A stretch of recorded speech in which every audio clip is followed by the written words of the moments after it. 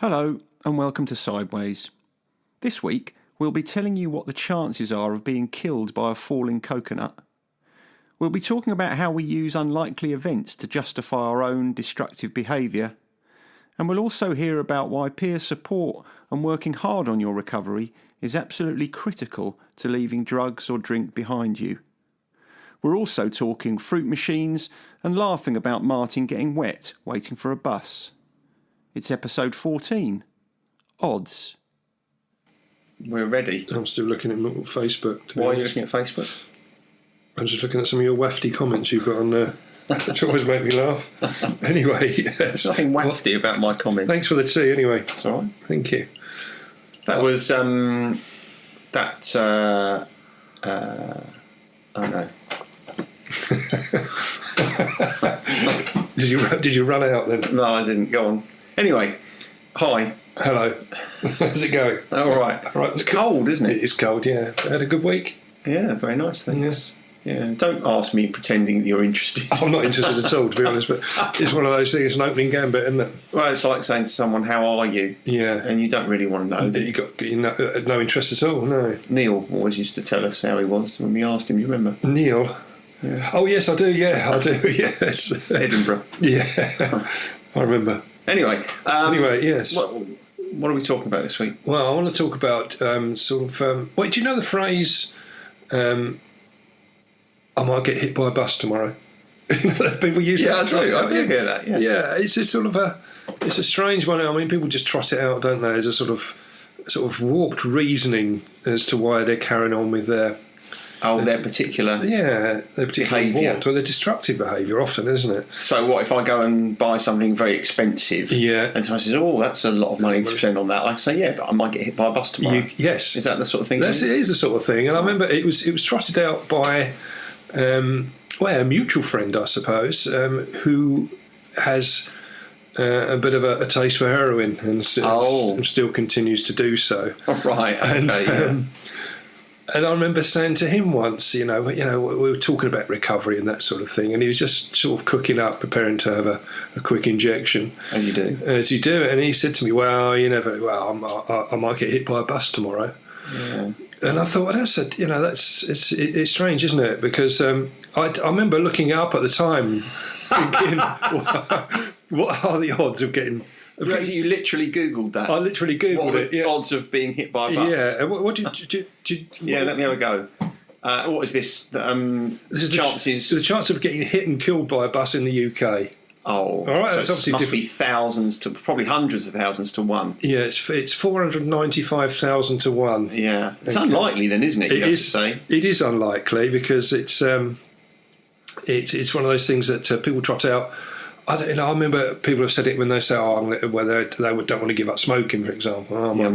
As they're lighting up, they say, I might get hit by a bus tomorrow. Yeah. But when you look at the odds of other things happening, like getting killed in a car crash, for example, it's just 8,000 to one. Yeah. You know what I mean? And there's other things that I'll tell you what do you reckon the chances are, right? See, I've done a little bit of research. Yeah, as usual. What do you reckon the chances are of being killed by a falling coconut? What, in the UK? Not in the UK, well, anywhere in the world. The greengrocer would have to have thrown it, wouldn't he? For that to have happened. So the chance of being hit by a falling coconut... Killed by it, yeah. Well, I reckon that's probably... Not just a glancing blow, but a full death. I reckon probably the chances that you probably got... there's probably more chance of that happening than being hit by a bus. I don't know. Let's say... No, well... 765,000 to one. 250 million to one. Oh, yeah. So you're a long way out, aren't you? Yeah.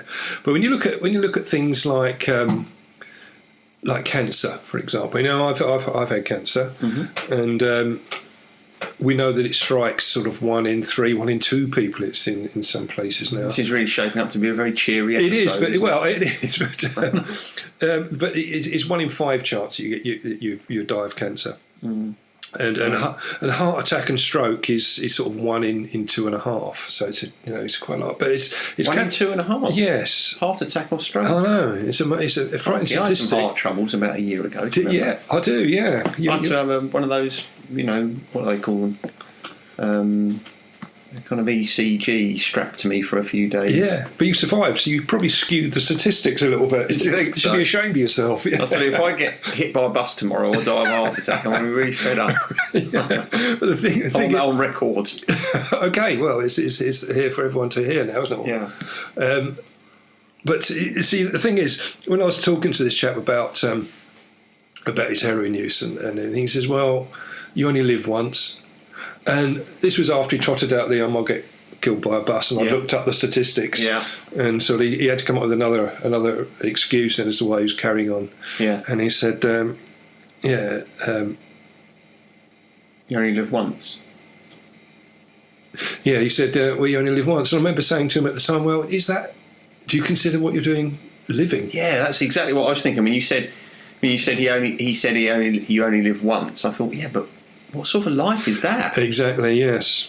I mean, it's okay if you're doing something that's incredibly enjoyable. Yeah. But, he's not enjoying his life, is he? No, he's not at all. I mean, it's so monotone, so one-dimensional. Yeah. The only thing you can say about it is it's familiar. Well, quite, yeah, but it is something, and he's, as you know, he's still continuing along that destructive path as we speak. But I was just going back to that sort of the cancer and the heart attack and stroke. We know that those conditions that are highly likely to kill us, they're exacerbated greatly by drinking and taking drugs. Yeah. And so, using the excuse, I might get hit by a bus tomorrow, by going down the path you're going down, it's going to increase the likelihood if you're going to get killed by something else. We know that abuse of any substance is going to have a detrimental effect on our health, isn't it? What do you think that? So when someone says something like that, someone says, "Oh, I might get hit by a bus tomorrow," what's the subtext really? What's going on there? Because go on. No, I assume that they're just saying, well, I'm going to do this because it's something disastrous might happen tomorrow and I won't get to enjoy this drug or drink. Yeah, it feels almost as if it's like it's an attempt to justify an unjustifiable behaviour. Yeah, I'd say it's right. I mean, there's nothing really there's no way you can justify taking heroin, for example, is there? Or drinking to excess. Not really. It's very difficult. It's illogical. Well, certainly when it's got to the point with drink, certainly when it's got to the point where it's negatively impacting your life, yeah. and you can see that it is. Various aspects of your life might have fallen apart. And for you then to say, yeah, well, I might get hit by a bus tomorrow, I mean, in some ways, it can be a blessed relief if you did. Well, I think so, yeah. I mean, certainly when I was standing at the bus stop in the rain in London on Sunday, when all the tubes weren't working, I was thinking at one point, yeah, perhaps stepping out in front of one of these would be a good idea. Did you have a coat? I did have a coat, but did it have a hood? I had a hood and everything, but I was just standing there getting soaked, and I was told to go to the wrong bus stop by the people at the train station. So I was bouncing around Victoria, feeling very sorry for myself, trying to find the right bus to go to Kensington. Did you have waterproof shoes? No, they were very. I was soaked. Anyway, I'm going off subject here. I'm not talking about buses anymore. You're dragging me into it. You're going to make me angry. Is that what you want?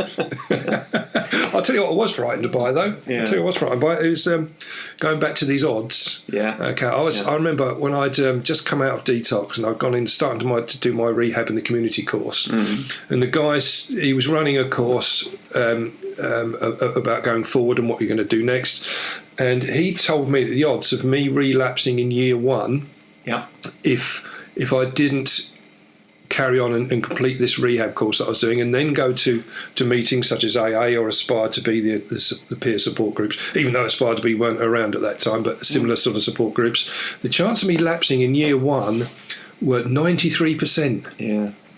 And I thought, God, I don't like those odds. I really don't like those odds. I mean, I'm not really a gambling man, but I wouldn't like that at all. We used to like to have a few pounds on the fruit machine. We did. We'll come back to that in a minute because I want to ask you a question. Oh, okay. I want to ask you a question on the on what you've just said. All right. So you're being told you're coming out of detox, and you're being told that unless you really adhere to your recovery, your chances of or the likelihood of relapse is 93%. 93%, yeah. Now, when you're told that at the end of your detox, that could go one of two ways, couldn't it? Yeah. Surely, in one way, you could think, what's the point? Yeah. It's the odds are so stacked against me. I might as well go straight down the pub. I know. It did go through my mind at that point, and because the second statistic that he threw at us wasn't very that much more comforting, really. Yeah. What was it? He said that if you do go to the groups and you take up all the sort of aftercare advice that's given to you, that 93% drops down to about 70. Yeah, which is still not great. Which is still not very good. And having been in recovery now for a number of years, I see those statistics played out in real life. I really do. I see people lapse a lot and struggle with it, and it takes an awful lot. And so, if 30% of the people that go into recovery sustain it long term, that tends to be about right. So, I think something that would be of interest to anybody listening who is in the midst of a struggle with some sort of addiction. Yeah. What was it that made you say, okay, I can hear those odds, I can see that they're stacked against me, but regardless of that, I'm going to make sure I am in that 7% or I am in that 30%. What was it? I fancied the challenge. Right. I really did. I thought that's it is going to be stacked against me, but that it boosted my resolve. Luckily, it did go on to say, to try and soften it a bit, that if you stay sober for 5 years, the chances of lapse after that drop down to about 15%. Yeah. All right, and then that sounds much better. It does, and after about 10 years, it's about 10%. It never drops off to 0, obviously, because it's not a curable condition. But I quite like that, and I got into great trouble. I remember in groups where I was saying, right, that's it. I'm going to definitely do a year. And then I'm going to go on there and I'm going to crack on for this 5-year mark. And they say, well, you've got to take it, on a day-by-day basis. You've got to live by the day and, just make sure that you go to bed sober tonight and these days add up. And I never had that in mind. I always had a long-term view. I always thought when I come out of a detox, I wasn't going to pick up again. Yeah. And my resolve hasn't changed. That's interesting, because I often have conversations with people about how I see... that people have a tendency to either be very good at short-term vision, but they've got no idea where they're going in the long term, or they're very good at having a long-term goal, but they've got no idea how to get there. I fall into that latter category. Yeah, certainly. But the thing that perhaps you benefited from there was you had a very clear, very powerful long-term goal, and actually it was set out for you how you got there. So there was a path, wasn't there? It's like you knew where you wanted to get to. You wanted to get that 5 years, that 10 years. And you'd already been told, well, if you want to get to that 5 years, if you want to get to that 10 years, then you've got to keep doing this. Yeah, so exactly. In that sense, it kind of really played into your ability to think long term and find your way to that goal. It did, and it played into my desire for structure, because all of a sudden there was a path forward if I adhered to certain rules. Yeah. Did you rush home and make sure all your CDs were in alphabetical? Make sure my front door was still locked and I hadn't left the kettle on, all that sort of thing. But did you used to do that then? Did you? Yeah, I had all sorts of problems like that, certainly. Sort of, well, they call them OCDs, really, don't they? But they weren't as severe. I mean, OCDs are they inhibit leading a normal life, don't they? Yeah, because OCD is an anxiety disorder. It is, yeah. And I used to have all sorts of problems like that, and they've gradually subsided over the years. So I don't have a problem. Well, that's now. A matter of opinion. Well, I still have some, I think, but they're not as destructive as they once were. But I remember seeing, talking about the lapse, the potential to lapse, the odds, reduce over the years. I remember a lady who, although it's very rare, she lapsed after 25 years in recovery. And I only knew her vaguely. I'd been to a couple of AA meetings and I'd met her, and she was running groups, and she was doing a chair that day, and she was full of the joys of life. And about 3 or 4 weeks later, I saw her talking to herself in the middle of town, all looking all dishevelled and very disorientated. And I went up to speak to her, and I could smell a drink from a mile away. And then she confessed that something had happened. She'd lapsed, but it is very rare. Yeah, thankfully. So something had happened in her life that triggered that. It had. I mean, when I do go to AA meetings, that I do still from time to time, there's people there, with 25, 30, 40 years worth of sobriety, and still still finding the joys in it. Yeah, which is good. But I think these odds. When you're talking about odds, I think it fits in nicely with something else I just wanted to look at, was the sort of gambling addiction. Oh, interesting. You don't get a lot of gambling addicts in group, do you? Not in isolation. No, I mean we get a lot of people that come in that cross addict. That's very prevalent, and so we have a lot of people that have issues with drink and drugs, but also have gambling issues as well. Oh, okay. But it's rare that someone comes in just with a gambling problem on its own. And even the people come in who say their main problem is gambling, they've often got other issues alongside it as well. So they do probably drink a little bit too much or take drugs and that sort of thing. Because it's slightly different, isn't it? I mean, a gambling addiction is a behavioural addiction. Well, I was always told that it was a sort of an impulse control disorder. Right. But it's so similar to other addictions. It's got so many of the same sort of issues, the underlying issues that spark it off, really, like stress, relationship issues, and drug and alcohol abuse can force you down that. I won't say force you down, but it can lead to going down that route as well, because it's still escaping from reality, isn't it? Yeah, and actually, the escape from reality is one of the reasons why. One of the things people can't understand about compulsive gamblers is why, when they do win big, they can't walk away. Right. And of course, the reason they can't walk away is because the whole purpose of them gambling in the first place, quite often, is to get away from their real life. Yeah. And so, if they win big, all it does is enable them to spend more time gambling, because it's that you've got your gambling money now. Oh, great! I've had a big win. That's great. I can stay in the betting shop, or I can stay in the casino, or online, or whatever it is, and carry on spending, because all the time that I now have enabled myself to take away from my real life is the same sort of avoidance as you see in someone if they're taking drugs or you do. And again, when I have spoken to people that have had quite serious gambling issues, they say that initially they used it to sort of overcome social isolation by going to the bookies. Yeah. They found that quite good, but they got a rush of adrenaline. When a win did come in, or even a near miss, yes, you're right. That does come up, doesn't it? It does, but it was again, boredom was a big factor that people use gambling to get away from. A desire to pass time away. And again, that people have told me they use it to unwind after a bit of a stressful day. Yeah, but that's the sort of thing people say about drinking a bottle of wine. They do. I'm doing it to unwind. Well, they do. In a way, there's something slightly amiss there, isn't there? If you need a bottle of wine to unwind, or if you need to spend £100 in the bookies to unwind, what the hell's going on there? Why do you not have the ability within yourself to find something that is slightly less costly or destructive? Yeah. I mean, it's the preoccupation that comes across as well. It becomes all consuming. Yeah. And then the loss of control over other aspects of their life because they're gambling. Yeah. Obviously it leads to breakdowns in their relationships and problems at work. But you also see there's very much a lying and deceit element to it as well, which again is so similar across other addiction issues. Yeah, because it's the kind of financial equivalent of hiding drink in the filing cabinet. It is really, yeah. I've worked with. I can think of lots of people I've worked with who have been found out when their partner saw the bank statements, and then they've had to come clean. And of course, the problem is it becomes almost self-perpetuating, because that increases massively the stress in the relationship.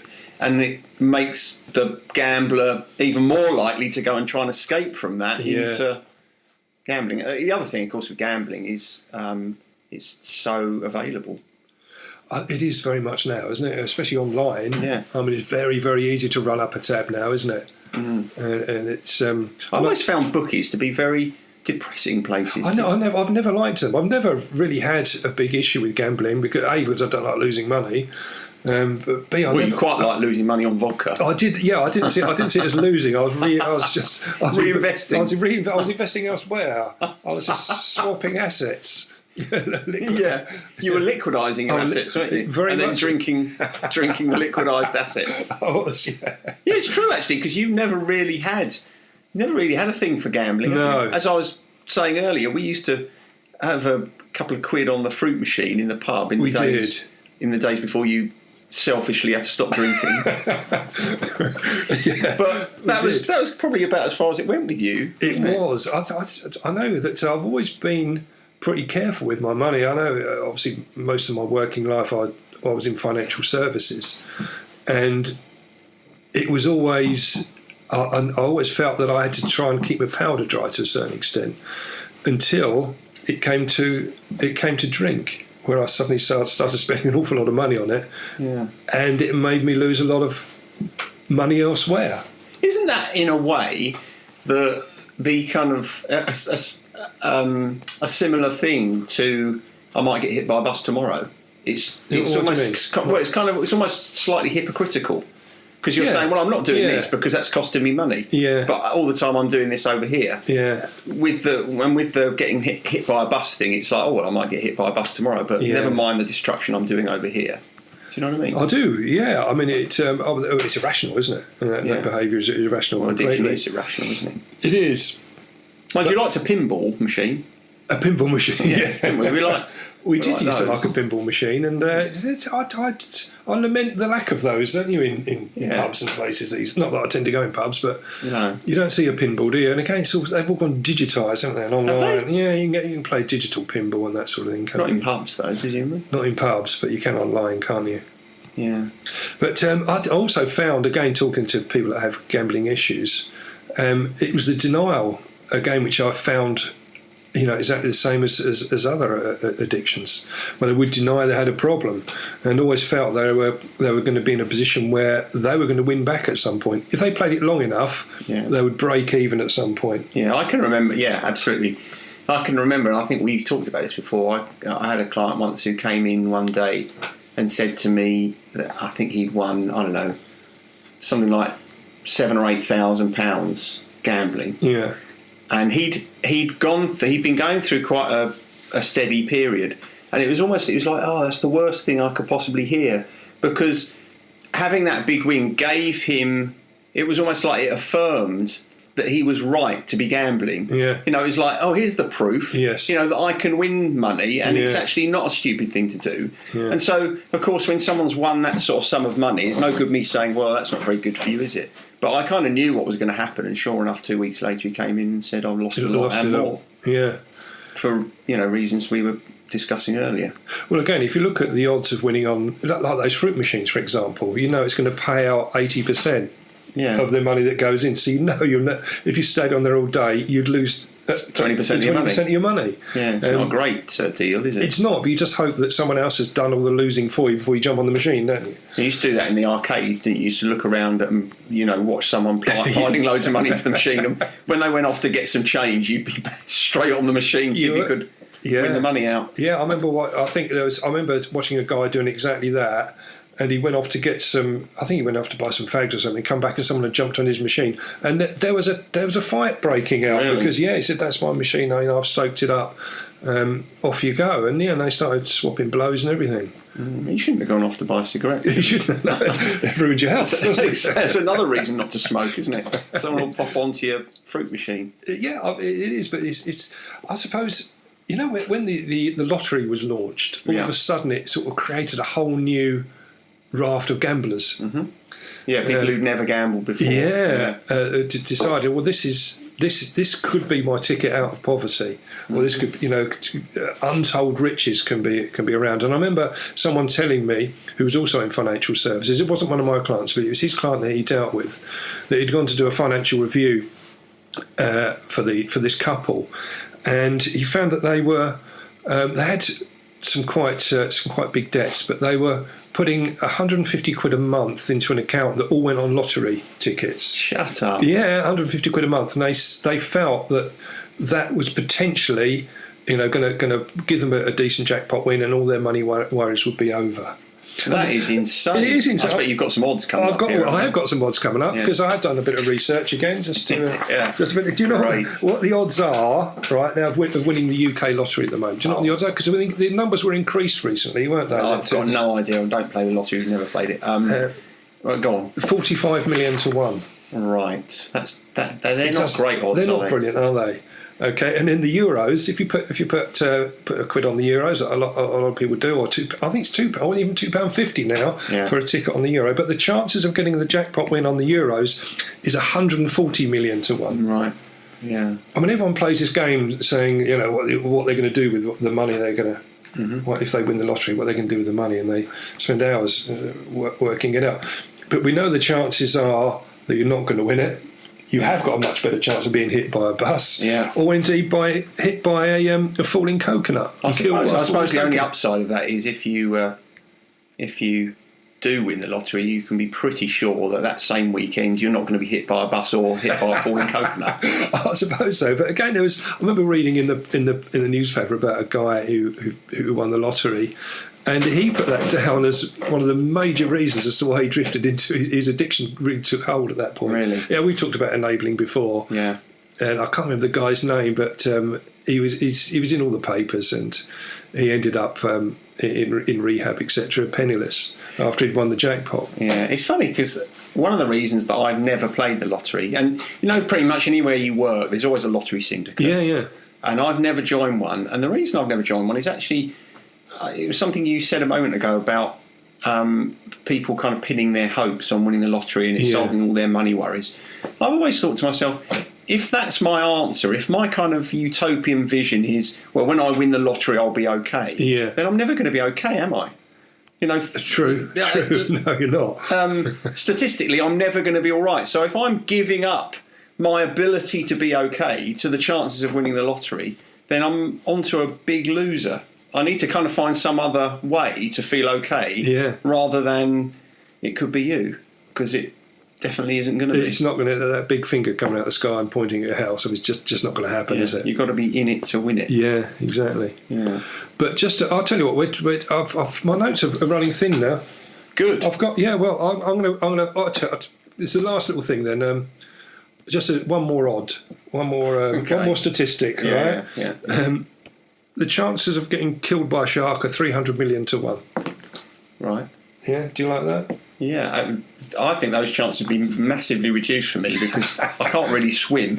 So I've kind of never been in a situation where a shark would be able to get me unless it came and got me, you know, on dry land or in the bath. Yeah, or if you're dangled over as shark bait. Yeah, who'd do that? Yeah, I don't know. I feel like doing that to you right now, to be honest. Anyway. That's been an interesting walk through the land of odds. It has, really, isn't it? Wizard of Odds. You're the Wizard of Odds, aren't you? Today, I've got everything to my fingertips. Or at my fingertips. Yeah, very good. Good. Well, anyway, what are the odds on you going and putting the kettle on? Slim. Yeah. We're in your house, so it'd be rude. Fair enough. All right. Cheers then. Anyway. See you next week. Cheers. Bye. Bye. Sideways was created by Graham Landy and Martin Pankhurst. If you want to read more about our work, visit grahamlandywellbeing.co.uk/sideways-podcast. You can follow us on Twitter and you can email us with any questions that you might have. Finally, we want to thank you for listening and ask that if you've enjoyed what you've heard, that you spread the word. And we'll see you next week. I don't want to talk about the things we've gone through, though it's hurting me. Now it's history. I've played all my cards, and that's what you've done too. Nothing more to say, no more race to play. The winner takes it all, the loser standing small beside the victory. That's her destiny.